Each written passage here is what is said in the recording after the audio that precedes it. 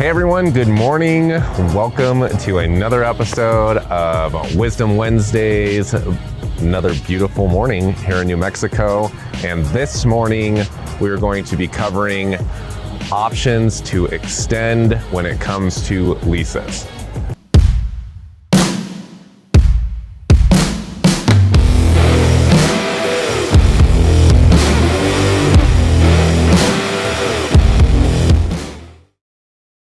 So are option periods a good thing or a bad thing? And like most things in commercial real estate, it really depends. I would tell you from a tenant perspective, it's absolutely a good thing. Essentially what an option period is it's really just a form of control when it comes to the real estate. So the tenant, if they have options to extend, really have the control and predictability when it comes to their premises and their space and their business. So from a tenant's perspective, it's absolutely beneficial to have option terms built into your lease.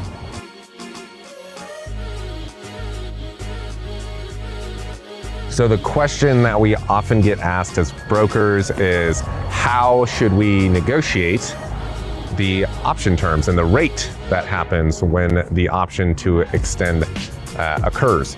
And the answer is there's a lot of different ways you can negotiate it. You can, tie the rate to CPI. You can have the rate escalate the same way that it's been escalating in the primary term. You can have it to where you do it at then market rent for when that option period extends. So there's a lot of different ways that you can negotiate it. Me personally, I always say you want to have it negotiated when you're negotiating the original lease. That way it gives predictability to both the landlord and the tenant as far as what the rent will be when that option period is extended.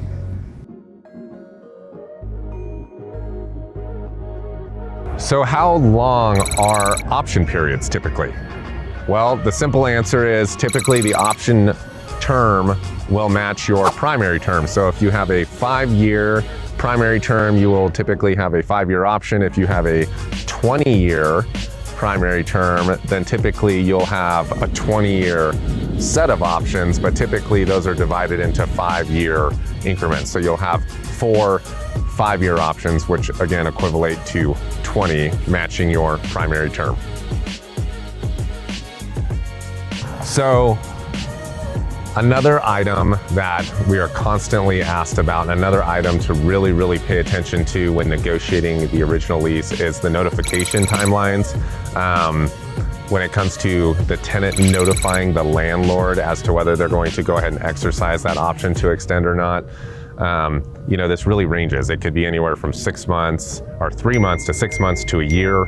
I would tell all the landlords that are watching, it's absolutely crucial that you get as much notification as you can from your tenant. And the reason being is obviously if your tenant doesn't want to exercise that option to renew, then you have ample amount of time to market the property and secure another tenant for that space. So make sure when you're negotiating, try to get as much notification time as possible from your tenant. Hey guys, thanks again for joining me on this Wisdom Wednesday. Again, I'm Clayton King, and it's always a pleasure to connect with you weekly here.